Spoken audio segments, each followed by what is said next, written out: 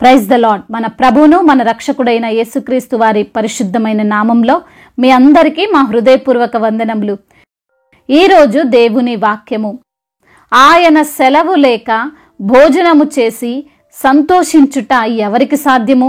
ప్రసంగి గ్రంథము 2వ అధ్యాయము 25వ వచనము. For without him who cannot eat or find enjoyment.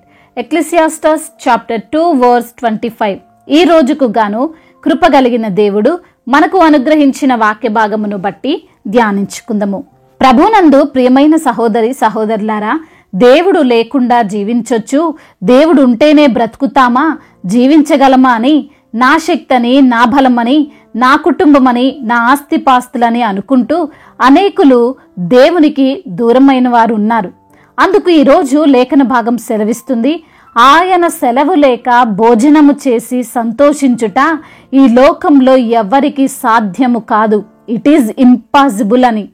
ఈరోజు నా విశ్వాసులు అయిన వారు కూడా కొంతమంది దేవుణ్ణి వ్యతిరేకిస్తుంటారండి. నాకు డబ్బులున్నాయి కదా అని అనుకుంటారు. ఏమీ లేనప్పుడు దేవుడి దగ్గరికి వచ్చారు, అన్నీ వచ్చాక నా బంధువులు చాలు, నా స్నేహితులు చాలు, నా కుటుంబం చాలని ఈ లోకపరంగా ఆలోచించి సంపద ఎక్కువైపోయి ఏం చేయాలో తెలియక, ఏం మాట్లాడుతున్నారో అర్థం కాక దేవుడు లేకుండానే బ్రతుకుదామని అనుకుంటున్నారు. ఒక్కసారి యేసయ్య దగ్గరకు జనసమూహం వచ్చినప్పుడు అందులో ఉన్న ఒకడు అడుగుతున్నాడు, బోధకుడా, నా తండ్రి ఆస్తిలో నాకు పాలు ఇవ్వమని నా సహోదరుడితో చెప్పు అని అన్నాడు.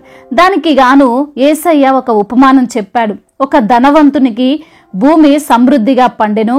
అప్పుడు అతడు, నా పంట సమకూర్చుకొనుటకు నాకు స్థలం చాలదు గనుక నేనేమి చేతునని తనలో తాను ఆలోచించుకొని ఇలాగూ అనుకున్నాడు, నా కొట్లు విప్పి వాటికంటే గొప్ప వాటిని కట్టించి అందులో నా ధాన్యమంతటిని, నా ఆస్తిని సమకూర్చుకొని నా ప్రాణముతో, ప్రాణమా, అనేక సంవత్సరములకు విస్తారమైన ఆస్తి నీకు సమకూర్చబడి ఉన్నది, సుఖించుము, తినుము, త్రాగుము, సంతోషించమని చెప్పుకుందును అనుకొనెను.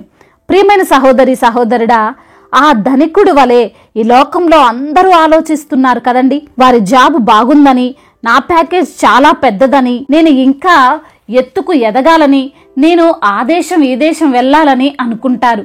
నా వ్యాపారము విస్తరింపబడాలని కోరుకుంటారు. వీటన్నిటినీ నేను సమకూర్చుకుంటే నాకు, నా పిల్లలకు ఏ లోటు ఉండదు కదా అని ఆలోచిస్తుంటారు. ఈ ఆలోచనలో ఒక్కసారి కూడా దేవుణ్ణి తలంచుకోరు. దేవుడే కదా నాకు ఇవన్నీ ఇచ్చిందని ఆలోచించరు. దేవుని వల్లే కదా ఇంత గొప్ప వ్యక్తిగా నేనున్నాను అని అనుకోరు.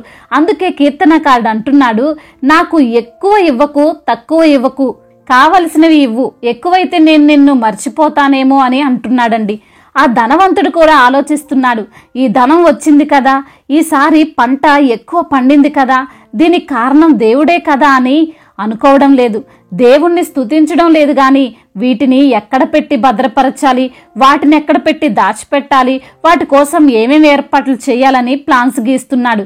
అతను అలా అనుకుంటుంటే దేవుడు అనుకుంటున్నాడు, వెర్రివాడా, ఈ రాత్రి నీ ప్రాణమును అడుగుచున్నాను, నీవు సిద్ధపరిచినవి ఎవనివగునని అతనితో చెప్పెను. అవును కదండి, ఆ ధనవంతుడికి అన్నీ ఉన్నాయని, ఇక తినవచ్చు, ఆనందించవచ్చు అనుకునే సమయంలోనే అవి అనుభవించడానికి అతని ప్రాణమే లేకపోతే, లేదా అతను తినలేని, త్రాగలేని స్థితి వస్తే ఏం చేస్తాడు చెప్పండి.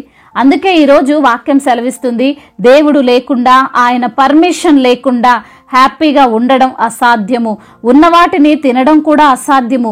ఈరోజున విశ్వాసులముగా ఉన్న మనమంతా కూడా తెలుసుకోవాల్సినటువంటి సత్యం ఏమిటంటే, ఆస్తి, అంతస్తులు, బంగారములు, వజ్రాలు, వైడూర్యాల కోసం మనము వెంపర్లాడవద్దు. దేవుడు వాటిని మనకు ఇవ్వాలనుకుంటే ఆయన ఇస్తాడు. చాలా మంది దేవుని బిడ్డలు ఆస్తుల కోసం తగాదాలు, సొంత తండ్రితో, సొంత తల్లితో, తోడబుట్టిన వారితో గొడవలు. వారు అన్యులు కావచ్చు, లేదా నామకార్థ విశ్వాసులే అయి ఉండొచ్చు. కానీ మనకు వాక్యం తెలుసు కదా, దేవుని యొక్క శక్తి తెలుసు కదా. ప్రార్థన చేస్తే అది న్యాయమైతే మన దేవుడే వాటిని మనకు అప్పగిస్తాడు.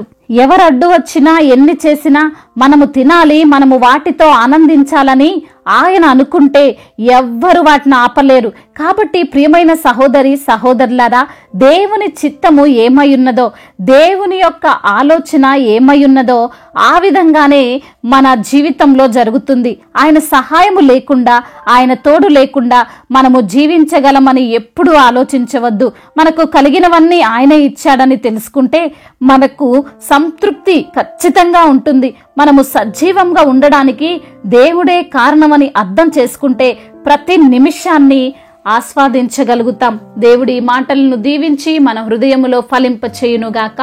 వాక్య భాగమును బట్టి ప్రార్థించుకుందాము. ప్రతి ఒక్కరు కూడా ప్రార్థనలో ఏకీభవించగలరు. ప్రార్థన. సర్వశక్తిమంతుడైన దేవా, సకల ఆశీర్వాదములకు కారణభూతుడైన మా ప్రియ పరలోకపు తండ్రి, ఉన్నతుడా, సర్వోన్నతుడా, సకల సృష్టిని తండ్రి సృష్టించిన ప్రభువుడవు తండ్రి, మీకు వందనములు. ఈ రోజున తండ్రి వాక్యము ద్వారా మీరు మాతో మాట్లాడారు. మీ యొక్క సెలవు లేకుండా భోజనం చేసి సంతోషించుట ఎవరికి సాధ్యము కాదని తండ్రి వాక్యము ద్వారా తండ్రి మీరు మాతో మాట్లాడారు. ప్రభువా, ఈ రోజున తండ్రి మీరిచ్చిన ఈ జీవితం, మీరిచ్చిన శక్తి, మీరిచ్చినటువంటి బలము, మీరిచ్చినటువంటి కుటుంబాన్ని బట్టి తండ్రి మిమ్మల్ని ఎంతగానో స్తుతిస్తున్నాం తండ్రి.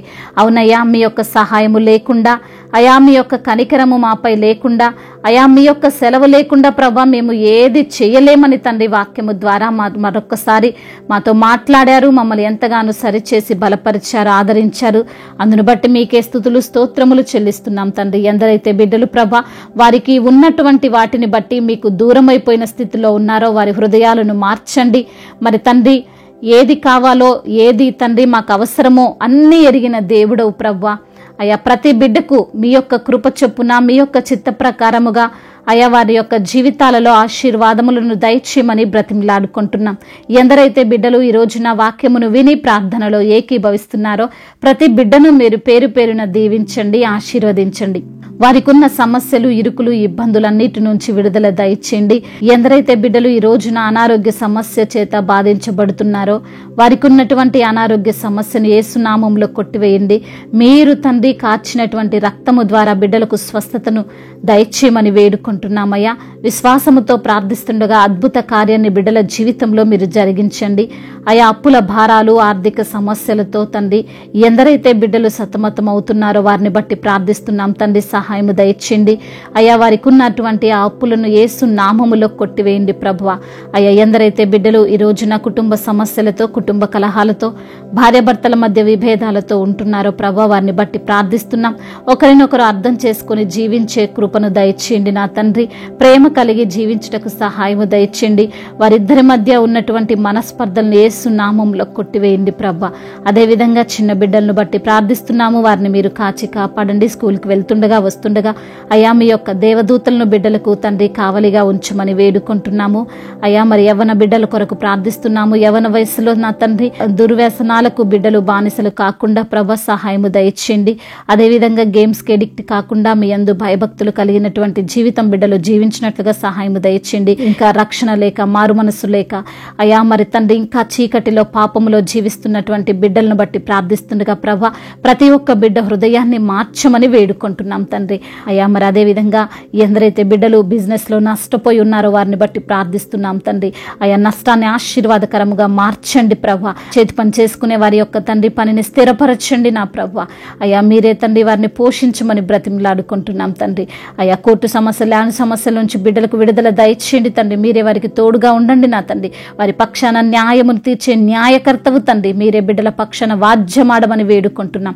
విధవరాల పక్షాన న్యాయమును తీర్చండి. అనాథలను, అభాగ్యులను ఆదుకొనండి అయా తండ్రి. ఎవరి ఆదరణ లేక, ఎవరి యొక్క సపోర్టు లేక బిడ్డలు ఒంటరిగా ఈ లోకంలో జీవిస్తుండగా ప్రభా సర్వ అధికారివి తండ్రి బిడ్డల పైన మీ యొక్క కృపను ఉంచండి నా తండ్రి. మీ యొక్క కనికరము వారిపైన ఉంచండి తండ్రి. అయ్యా మా భారతదేశంలో, తెలుగు రాష్ట్రాలను దీవించండి, ఆశీర్వదించండి. అధికారులకు మీరు తోడుగా ఉండండి. అధికారులకు మీ యొక్క జ్ఞానమును దయచేయండి, మీ తలంపులను దయచేయమని వేడుకుంటున్నాం తండ్రి. అయా ఇతర దేశాల్లో ఉంటున్న ప్రతి బిడ్డకు మీరు తోడుగా ఉండండి. వారిని ధైర్యపరచండి, బలపరచండి. చేస్తున్నటువంటి పనుల్లో ఆశీర్వాదాన్ని దయచేయమని వేడుకుంటున్నాం తండ్రి. దైవజనుల కుటుంబాలను దీవించండి. వారి యొక్క పరిచర్యను దీవించండి. వారికి కావాల్సిన ప్రతి అవసరతను, అక్కరను తండ్రి మీ యొక్క మహిమైశ్వర్యంలో తీర్చమని వేడుకుంటున్నాం తండ్రి. తండ్రి గర్భఫలము లేని బిడ్డలను తండ్రి మీరు దీవించి వారికి గర్భఫలమును దయచేయండి. దయచేయమని, గర్భిణీ స్త్రీలను దీవించమని, తల్లి బిడ్డలకు క్షేమాన్ని దయచేయమని వేడుకుంటున్నాం తండ్రి.